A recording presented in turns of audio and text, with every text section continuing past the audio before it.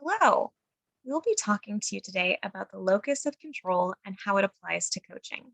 My name is Kate Saylor, and I will be presenting with my partner, Natalie Coronado. Thank you, Kate. Today, our objectives will be to understand what is locus of control and how it is shaped. We will use what we learn to apply a locus of control to ourselves and our clients. And finally, we will evaluate how to use our understanding of locus of control to help our clients work towards achieving their goals. Pictured here on the right is Julian Rotter, who is the founder of this concept. So what is locus of control? Please take a moment to pause this video and reflect on this phrase here. Perhaps you've heard this before in previous course, everyday life, or maybe you've never heard of it at all.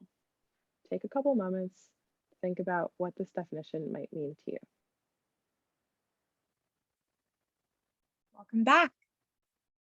Locus of control is a concept which was developed by Julian Rotter in the 1950s within psychology, as Natalie said.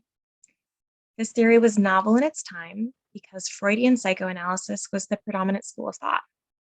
The locus of control of reinforcement is an individual's perception about the underlying causes of events in their life. It's a part of their personality, and it can be influenced by actions and outcomes. The locus of control can be imagined as a continuum, as shown on the slide. There's an internal locus of control on one end and an external locus of control placed on the other. When an action or event occurs, we will associate it with either an internal or an external reason. If we place the locus externally, we're more likely to associate the outcome on fate, luck, or happenstance. And if we place it internally, we're more likely to believe our own actions determine the outcome. Where we perceive the locus of control determines how we take action. And no one has a 100% internal or external locus of control. Instead, most people lie somewhere on the continuum between the two extremes, and it may also be situation dependent.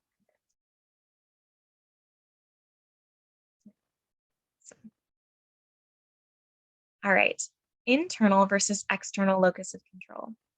What would it look like to have an internal locus of control? What would it look like to have an external locus of control? So here are two examples of cases. Within the same scenario, the locus of control can differ, and that's because the locus of control depends on our perception of events rather than the events themselves. For each scenario, we're providing an example of an internal and external locus of control. As you hear the scenarios, remember that neither locus of control is bad or good. It's simply a perception, which it can be helpful to bring awareness to. For our first scenario, here we go. My assignments were submitted late to class.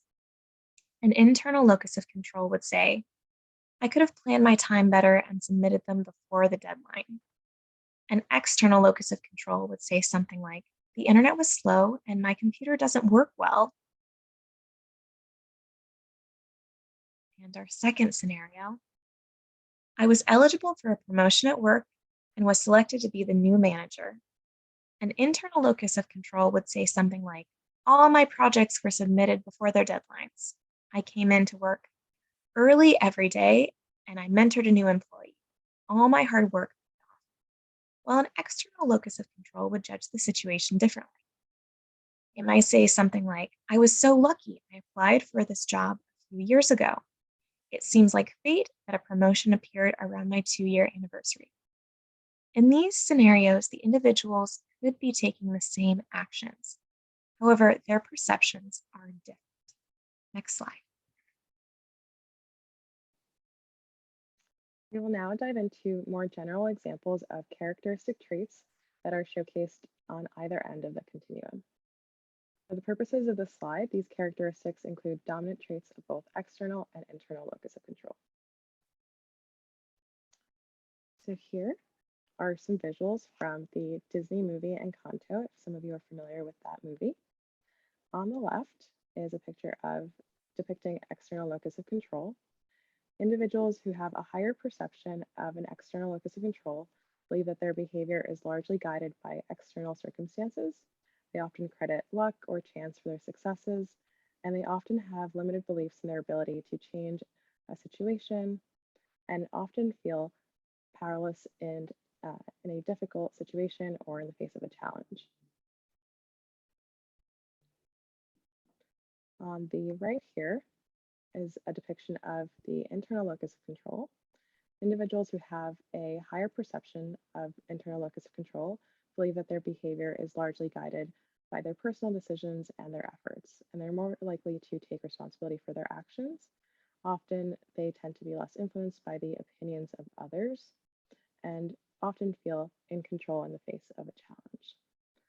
On the left here, this character, her name is Peppa, she influences the weather, and she's also heavily influenced by the people in her environment, such as her family.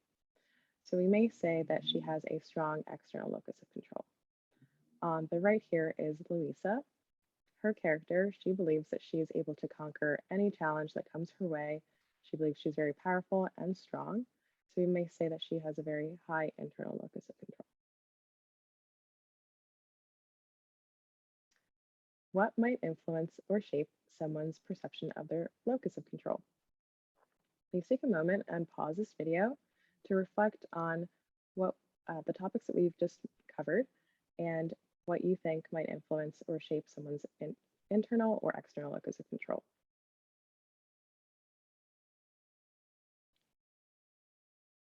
Thank you for taking a few moments to reflect. Perhaps you see some of the examples that came to mind on the screen. Perhaps some of these are new. We'll start off by listing some of the typical ones that came to mind upon conducting this presentation and past experiences.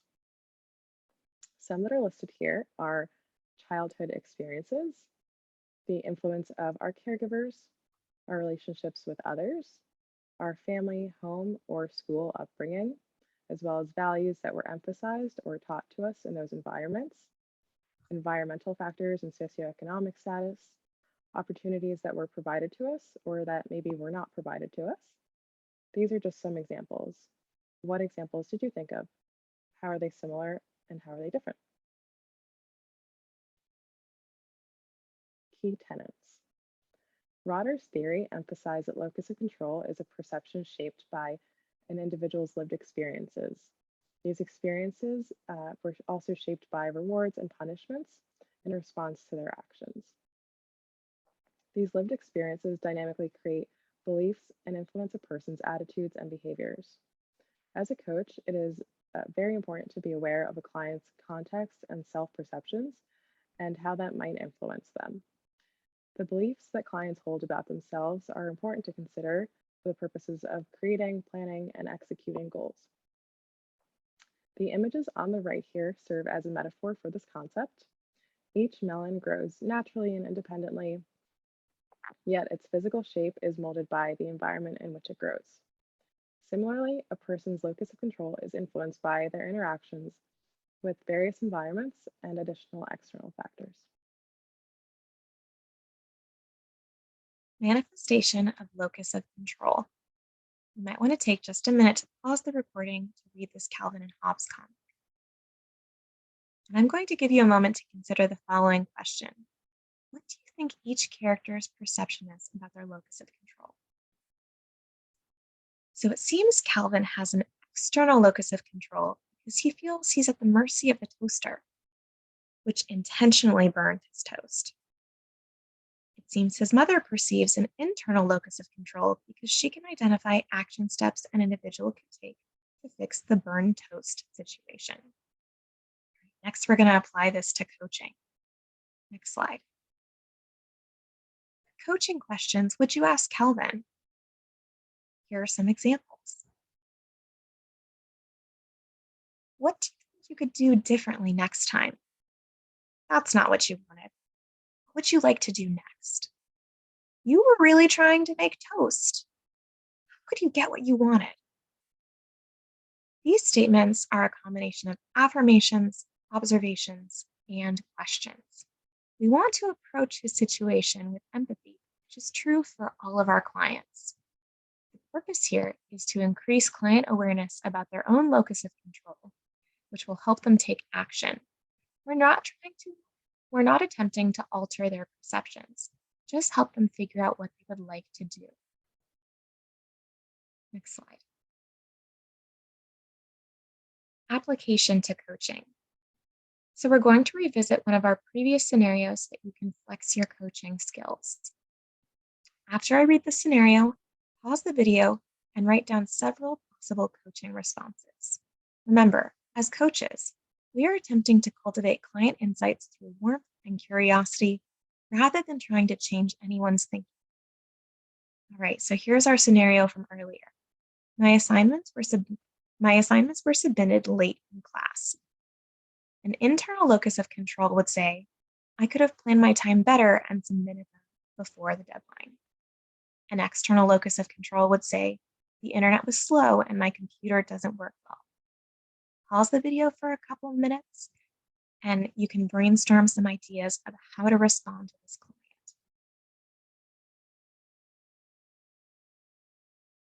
All right, thank you for doing that activity with us. So now that we're back, here are some possible examples of how you might have approached this scenario.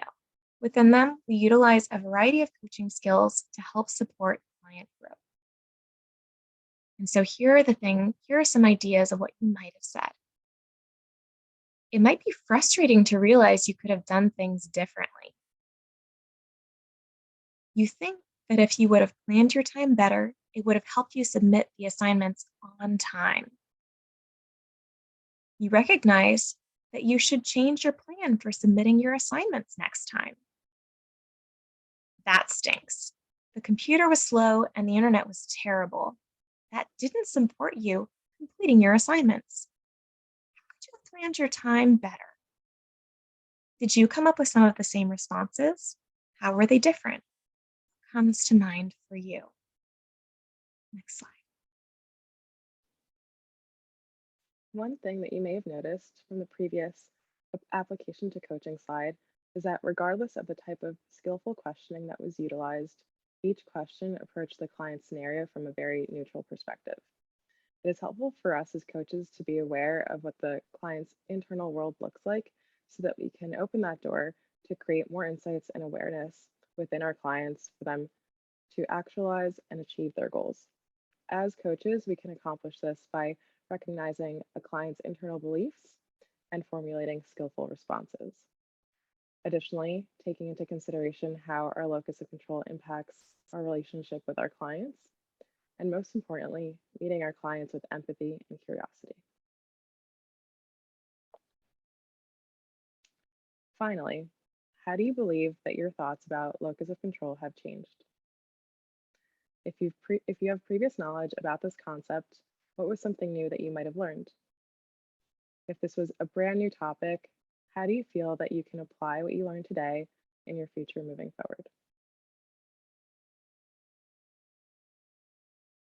Thank you for watching and participating. This concludes our presentation.